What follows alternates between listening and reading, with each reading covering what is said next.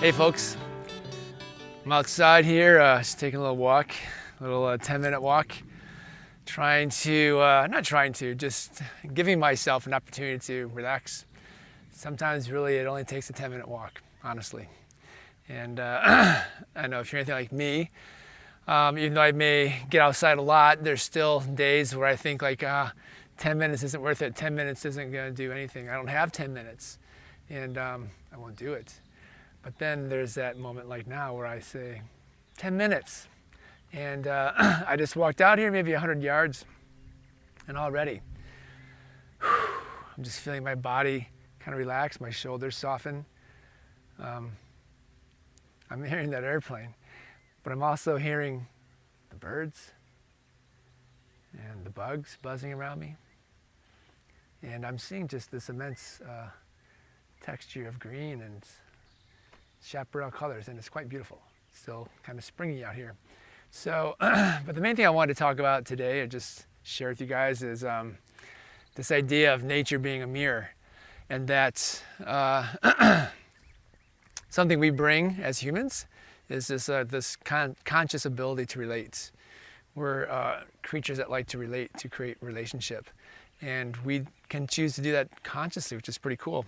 And the thing I love about nature as a mirror, especially with plants, is that, if you go up to somebody or if you're interacting with people, there's all kinds of presupposed things that will maybe inform the way you might act or behave around others, right? There's established friendships, established relationships, there's cultural situations, there's social situations, and all those are kind of like guiding you and informing you, maybe subconsciously, about what's the right way to be with somebody. And what's cool about nature is you can just come out here and practice on the plants, as I like to say. They're one of the purest mirrors of nature. And what I mean by that is, so right now I'm just looking at all these really beautiful, there's still a lot of wildflowers out here. And just gonna kind of get down here with one of them and show you what I'm talking about. Now, I know the name of some of these, but not all of them, and I'm not sure what this one's called, but it's got this really awesome kind of curl. Looks like a wood shaving curl on the back side of it. And but what's cool is, the way I'm touching this plant right now, or even just the way I approached it, can really I can just watch myself how I behave with this plant. If I'm really just consciously trying to share a moment with it in a way that feels connective to me, and where I'm getting something from it in the way of beauty and maybe some inspiration.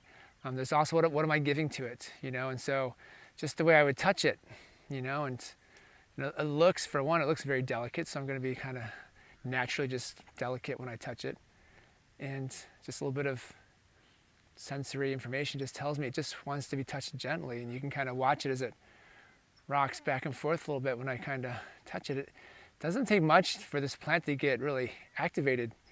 So I'm just really paying attention to that, right? So this is just how I relate and say hello to this plant. And I'm just kind of watching myself too, like how I'm just choosing to, be with this plant physically and with my attention. And that's what I mean about the mirror. This plant is showing me how it likes to be touched by just me observing how it responds to how I touch it. Now, I could touch it more violently, or not violently, but more aggressively, I guess you could say. But then the way that plant moves, like that makes my eyes dart around, and it actually makes me a little, if I'm really just paying attention to my sensitivity, my own sensitivity, that kind of motion for this plant really starts to make me a little dizzy. Not dizzy. What does it make me feel? It makes me feel a little anxious, just a little bit. And we're just talking, minuscule bits. Because I'm really just doing this intently now, I'm really hypersensitive to just how I'm feeling. So a gentle touch, this plant kind of likes a gentle touch. That motion there makes me feel kind of pleasant and engaged. Anything more than that, that really just kind of makes my eyes dart around, and I just start to feel like I'm not paying attention all of a sudden, like I'm distracted. So it's kind of fun just to watch yourself. Let's take a little walk. We'll find another one. Let's go visit some yarrow, some beautiful golden yarrow. Maybe it's, yeah, I think it's called golden yarrow. Yarrow's medicinal. It's got a lot of great qualities to it. There's a really beautiful patch right down here. Oh. This is my friend yarrow. It's a really beautiful, beautiful plant. And, you know, just the way this plant is kind of laying on the ground even, and even just the way the stem feels, it's, you know, it has a little more playfulness to it. If you can, you know, I'm just looking for, oh, you know, let me look at these right here. Yeah. Oh.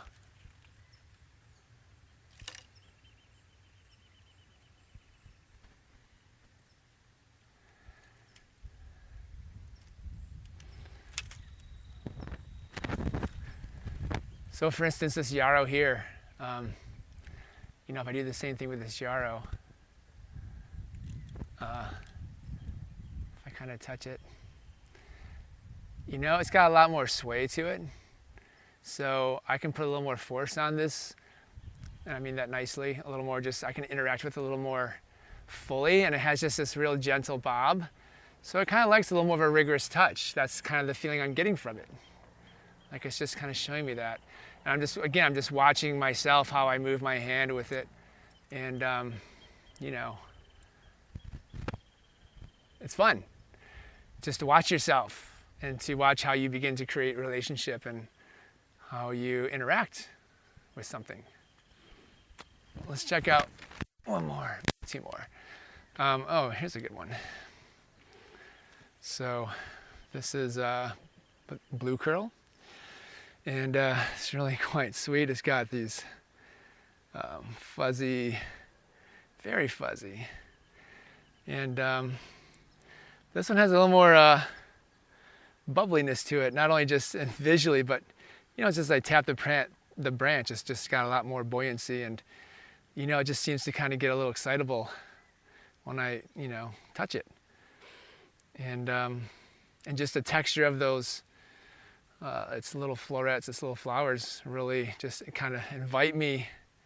You know, there's just a little more of an exhilaration in how I would be touching this plant than the other ones.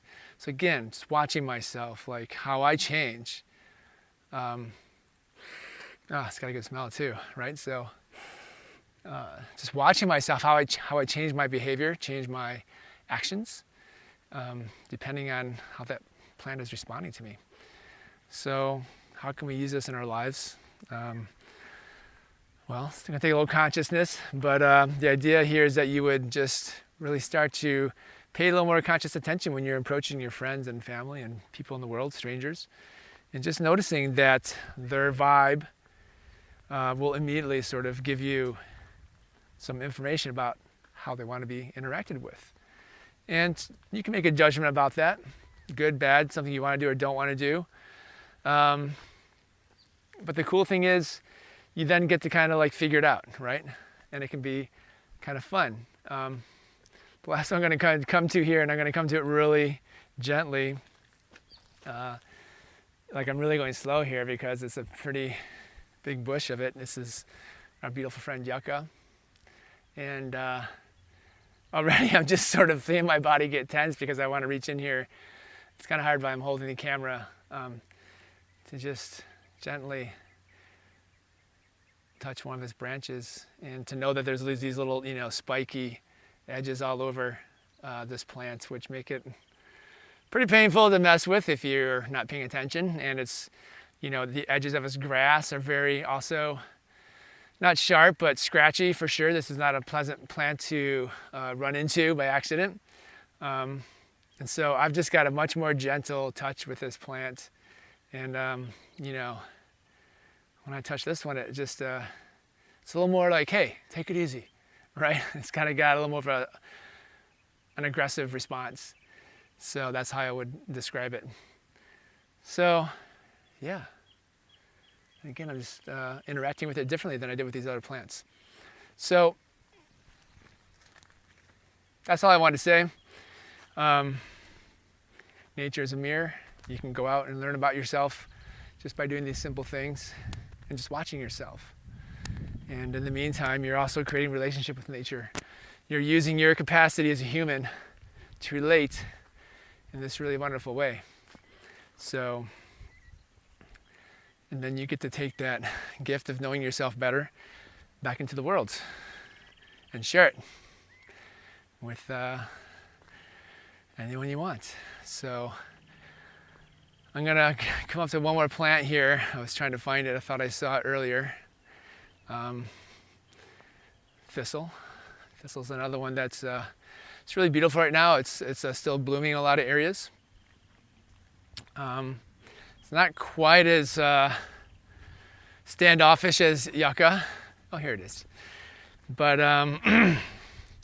still, it could can give you a little bite. And here we go. So here's some beautiful thistle. Now, so this has got a lot that I can grab onto a lot of it here, where it's pretty safe to grab. But again, I'm just going to kind of just give a little touch, and it's just going to kind of show me how it likes to be touched, right? And I'm just, again, sort of changing how I interact with this plant to give me the sense that I'm respecting this plant and interacting with it in a way that it likes to be interacted with, just by how it responds. So it's a little weird, but it's really fun. And it's fun to go out and do this with a friend. I invite you to find someone to do that with, and to go off and do it solo. So go hiking out somewhere, find a spot, split up, go do some independent interactions with plants on your own, and then come back and talk about it with each other. It's really fun. Here's one that this is the one you just have to admire from afar. I will get my camera in here a little bit, Mr. Lovely. Well, we call it poison oak. Other people like to call it guardian oak, which I kind of like. Just because it's toxic to us doesn't mean it's a toxic plant, right? It has a purpose, and it's not toxic to everybody. Some people call it guardian oak because they believe that it's guarding an area that needs to be taken care of and tended, and not interacted with. Just needs some rest. So, cool way to think about it. All right, folks, that's enough. We'll do some more of these. Thanks for watching.